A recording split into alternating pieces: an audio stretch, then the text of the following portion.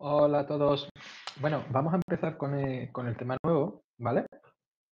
Y vamos a ver que si en el tema anterior nos encargamos de la Primera Guerra Mundial, los imperialismos con el colonialismo y la Segunda Revolución Industrial, en este caso lo que vamos a ver es la Revolución Rusa desde 1917, los felices años 20, el crack del 29 y la Gran Depresión y cómo se sale de esa Gran Depresión.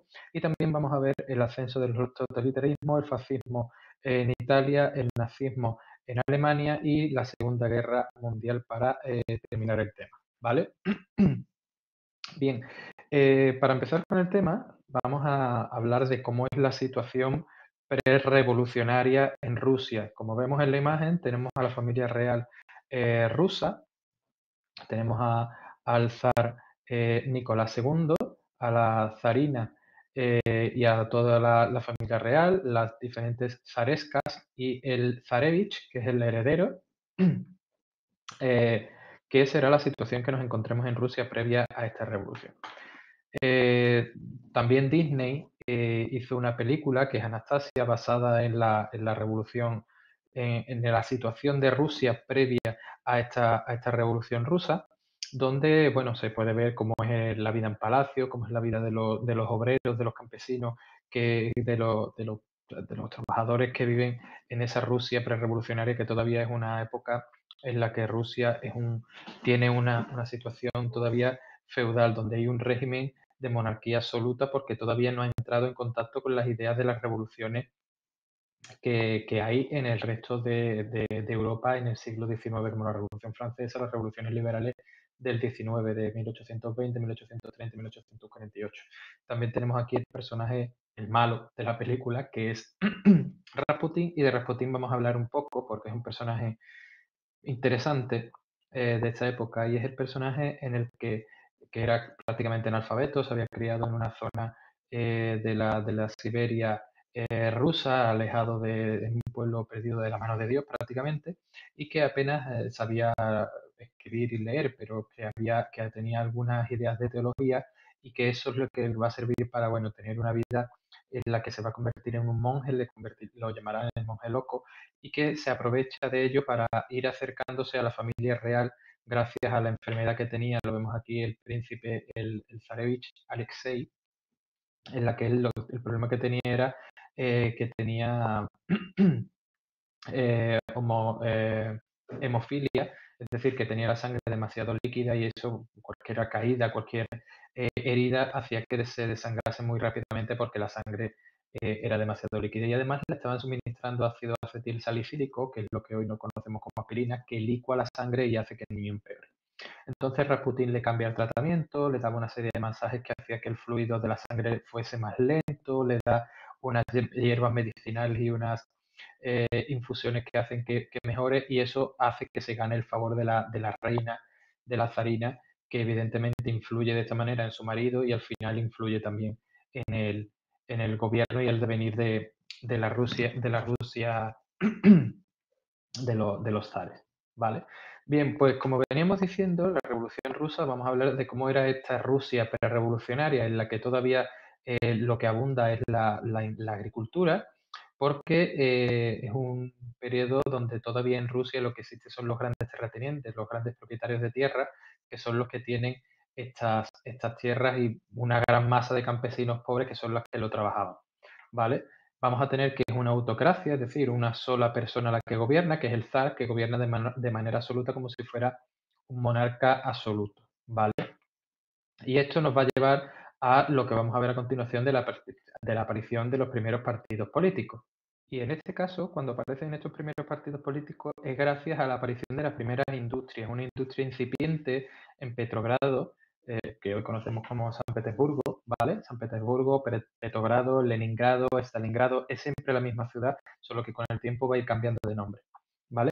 Esto va a dar origen a la aparición del movimiento obrero y a la aparición de los primeros partidos políticos, porque estos propietarios de tierras serán los que luego funden las empresas y demás y las fábricas. Y de estas fábricas vamos a tener por un lado a los obreros y por otro lado vamos a tener a los burgueses, a los empresarios, a los que tienen dinero. Y esta gente que tenía dinero envía a sus hijos a trabajar, o sea, a estudiar, perdón, a Europa, donde se van a impregnar de esas ideas revolucionarias de la Revolución Francesa, esas ideas del liberalismo, esas ideas de la libertad, esas ideas del sufragio universal, esas ideas de las constituciones, de las democracias, del fin del antiguo régimen y de las monarquías absolutas que hasta entonces se tenía todavía en Rusia. ¿Vale? Van a surgir diferentes partidos como los partidos que el KD, el Partido Social Revolucionario o el Partido Marxista, ¿vale? Todo ello nos va a llevar a la Revolución de 1905. Vamos a diferenciar la Revolución Rusa en dos periodos. Una primera, que va a ser la Revolución de 1905, y otra que va a ser la Revolución de 1917, como veremos a continuación. Esta primera revolución de 1905, se va a ver desarrollada en diferentes etapas. La primera de ellas va a ser el episodio en el que todos los campesinos, muchos campesinos de Rusia, hasta 220.000 manifestantes, se manifiestan, valga la redundancia, frente al Palacio de Invierno del Zar, vemos la imagen de aquí abajo, para pedir una serie de mejoras, mejoras en los salarios, mejoras en las condiciones laborales, mejoras en los precios, mejoras en los salarios, mejoras en la jornada laboral que pase a ser de 8 horas, ¿vale? Todo ese tipo de cosas. Se manifiestan de una forma pacífica porque todavía ellos respetan al zar, todavía lo ven como una figura paternal, como una figura que al fin y al cabo el zar es el padre de la patria rusa, es el que debe velar por el bienestar de sus hijos, del bienestar de su pueblo, ¿vale?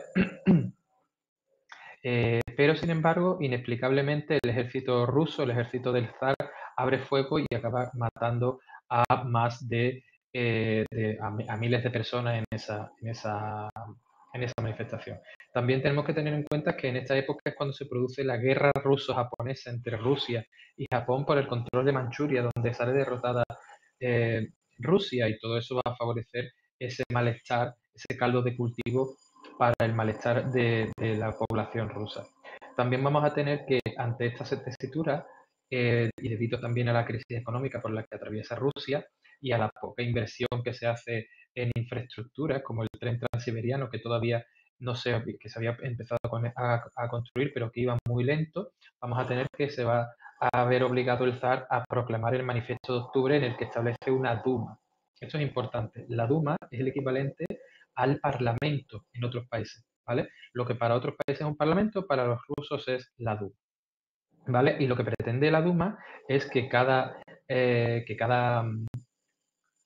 todas las partes del pueblo, todos los ciudadanos estén representados, el pueblo, la burguesía, y todos estén representados en esta Duma, en este Parlamento. ¿Se va a conseguir? Sí, pero de forma extraña, porque el zar va a elegir a dedo a la mitad de la Duma, y la otra mitad de la Duma van a ser los que están representados las por la burguesía y por los aristócratas, de manera que no van a luchar tampoco por los trabajadores. Y en cuanto a los trabajadores, vamos a ver que aparecen los soviets. Esto es muy importante porque los soviets son las asociaciones de obreros, que luego serán los que detenten el poder durante la revolución de 1917, como veremos a continuación. Estos soviets van a ser fundamentales porque es donde se van a fundamentar, es donde se van a reunir todos estos trabajadores, tanto los obreros del campo como los obreros de esta industria incipiente, ¿vale? Y ahora vamos a pasar también a ver la revolución del 17. Bien, pasamos ahora a una segunda fase de la revolución. Ahora vamos a tener la revolución de 1917, que la vamos a diferenciar en dos periodos. Por un lado, la revolución de febrero de 1917, y por otro lado, la revolución de octubre de 1917. Como curiosidad, la revolución de febrero no fue en febrero y la revolución de octubre no fue en octubre, sino que fueron en marzo y en noviembre. ¿Por qué? Porque el calendario ruso establece que se basa en el calendario juliano, y nosotros los occidentales nos basamos en el calendario gregoriano, ¿vale? De manera que se diferencia un mes, pero bueno, está socialmente aceptado, y desde el punto de vista de la historiografía, que es en febrero y en octubre. Bien, sabemos que Rusia entra en la Primera Guerra Mundial apoyando a la Entente, a Rusia, o sea, a Francia y a Gran Bretaña, pero que apoyado por el zar, ¿no? Será el zar quien meta a los a Rusia en la guerra. Esto va a causar malestar en el pueblo, porque esta revolución, esta guerra, esta Primera Guerra Mundial, va a provocar muchas muertes y mucha miseria y ruina en Rusia, ¿vale? De manera que el zar Nicolás II se va a ver obligado a abdicar, abdica primero en su hermano, Miguel Romanov, que dura unos cuantos días en el trono y que definitivamente renuncia también, abdica y entonces se proclama la República Rusa y se proclama un gobierno provisional, liberal y burgués al modelo, siguiendo el estilo de los gobiernos de Francia, de Inglaterra, los gobiernos liberales de Europa. ¿Vale? Es ahora cuando dentro del partido marxista-socialista, del partido de Lenin, se va a producir esa ruptura entre los bolcheviques y los mencheviques. Los bolcheviques son los mayoritarios y los mencheviques son la minoría. Estos primeros, los bolcheviques, van a estar liderados por Lenin, que además había sido exiliado, se había visto obligado a irse de Rusia durante la primera parte de la Revolución de 1905 y ahora, gracias a Alemania, porque firma un tratado secreto con Rusia. Acordaos que en este momento, en la Primera Guerra Mundial, Rusia y Alemania son enemigos, pero firman un tratado secreto. Y además Lenin es apoyado por la Alemania para volver a Rusia, porque a Alemania le interesa que Rusia se salga de la guerra y de esta manera con Lenin en Rusia eso lo hacía favorable. ¿Vale? Esto es lo que nos va a llevar a la segunda fase de la revolución de 1917, a la revolución de octubre que vamos a ver. Una vez que Lenin ha vuelto a Rusia, se proclama lo que se conocieron como las tesis de abril, en las que Lenin establece cuáles van a ser los principios de la revolución, siendo el más importante de ellos el de todo el poder para los soviets. Es decir, todo el poder tenía que recaer en los soviets, en las asociaciones de trabajadores, en el proletariado, porque si nos acordamos, cuando hablábamos del marxismo y hablábamos de las ideas marxistas, se defendía la idea de que el socialismo tenía que triunfar a través de la dictadura del proletariado. Pues esto es lo que se va a hacer en este momento, cuando se crea un nuevo sistema político en Rusia, liderado por Lenin, por Trotsky y por Stalin, que van a tomar el poder, establecen un régimen comunista, el primer régimen comunista que pone en práctica las ideologías de Marx, que luego se copiarán en Cuba, en Venezuela, en Corea, en China, ¿vale? Y se va a firmar el Tratado de Brest-Litovsk, que ya habíamos visto en el tema anterior, cuando Alemania y Rusia firman la salida de Rusia de la guerra, porque acordaos, Lenin decía que era una guerra del capital y que no tenía sentido que un país comunista como Rusia estuviese en ese conflicto. ¿Vale? Por esta firma del Tratado de Brest-Litovsk, Rusia va a perder una serie de territorios y además se va a ver obligada a pagar una compensación, una indemnización a Alemania, lo que va a provocar conflictos internos entre los propios rusos, dividiéndose entre los mencheviques y otros partidos que van a formar el ejército blanco y los bolcheviques que van a formar el ejército rojo, siendo estos últimos los vencedores. Van a hacer en este momento la Unión Soviética en 1922, que tendrá su propia constitución en 1924. Y una vez que ya empezamos con la Unión Soviética, con la historia de la Unión Soviética, hemos dado punto final a la Revolución Rusa con la victoria de Lenin, tenemos que desde 1921 a 1924 va a gobernar Lenin, donde el partido único va a ser el Soviet, que va a representar la soberanía popular y se va a establecer, como decíamos anteriormente, la dictadura, perdón, del proletariado. Y por último, se va a sustituir ese capitalismo por un socialismo marxista, o al menos se va a intentar, porque todavía Rusia tiene que mantener determinadas cuestiones, determinadas situaciones instituciones e instrumentos capitalistas, porque es imposible mantener un comunismo en tiempos de guerra o de haber salido de la guerra recientemente. ¿Vale? Se va a prohibir la propiedad privada a través de los planes quinquenales y se va a luchar por la colectivización y el control estatal. Es decir, todo va a ser el reparto que se va a dar entre los diferentes miembros de la sociedad, ¿no? Todo controlado por el Estado, que va a ser el garante de que todos los ciudadanos cuenten con sus necesidades, tengan todas sus necesidades cubiertas. Y por último, vamos a ver cómo se acaba este periodo de la Unión Soviética. Unión de Repúblicas Socialistas Soviéticas, son el significado de las siglas URSS, donde vamos a ver que tras la muerte de Lenin se van a enfrentar Trotsky y Stalin, los otros dos grandes líderes del movimiento de la Revolución Rusa. Se van a enfrentar dos ideas diferentes. Trotsky pretendía exportar la revolución, hacerla extensiva a otros grandes países, a otros países en Europa, mientras que Stalin pensaba que era necesario crear un país socialista puro y que ya a partir de ese momento que Rusia ya hubiese completado su socialización o su transformación política hacia el socialismo, una vez que lo hubiese completado, es en ese momento cuando se debería de llevar a cabo el cambio hacia o la expansión de la revolución. ¿Vale? En este conflicto acaba venciendo Stalin, que va a ser el que venza en este conflicto, y Trotsky se va a ver obligado a exiliarse y acabará sus días en México, donde finalmente morirá. Algunos dicen que incluso en condiciones extrañas, ¿no?